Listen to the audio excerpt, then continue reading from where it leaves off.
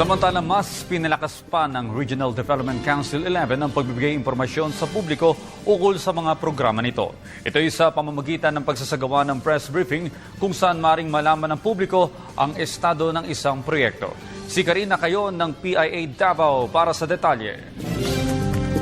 Naglunsad ng kauna-unahang press briefing ang Regional Development Council at ang National Economic and Development Authority upang mapaabot sa publiko ang mga adhikain at pagsusumikap ng gobyerno upang mapalago ang ekonomiya sa Davao Region. Sa pangunguna ng bagong hirang ng RDC Chairperson na si Governor Rodolfo Del Rosario at NEDA 11 Regional Director Maria Lourdes Lim, gagawing regular ang press briefing na inaasahang makapagbigay ulat, partikular na sa estado ng implementasyon ng mga programa at proyekto ng gobyerno na napaloob sa Regional Development Plan o RDP. Ayon kay Del Rosario, minimiti ng RDP na matamo ng rehiyon ang inclusive growth sa taong 2016. Tinataguyod ng RDP ang pamansag na Pro Davao na nagnanais maisulong ang pagiging produktibo at matatag na ekonomiya ng Davao Region at ang nilalayon nitong maging isang global frontier ng bansa. Itong program kasi neto is up to 2016. No? I hope we can lay down the basic framework to ensure that by 2016 we really are able to implement the inclusive growth in this region.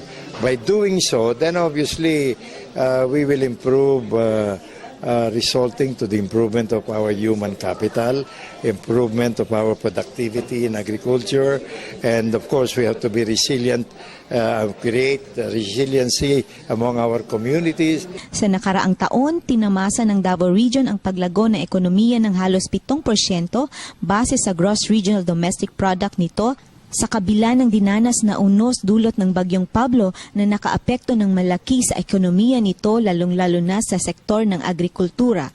Ayon kay Regional Director Maria Lourdes Lim, natiling nangunguna ang Davao Region base sa kahalagaan ng GRDP nito kumpara sa ibang rehiyon ng Mindanao. Dagdag pa niya, may sumatotal na 260 bilyong piso ang halaga ng goods and services production sa rehiyon noong taong 2013.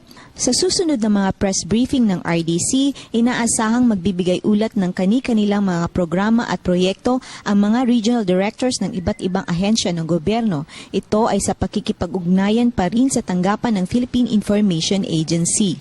Para sa Telebisyon ng Bayan, Karina Laminero Cayon, Philippine Information Agency, Davao.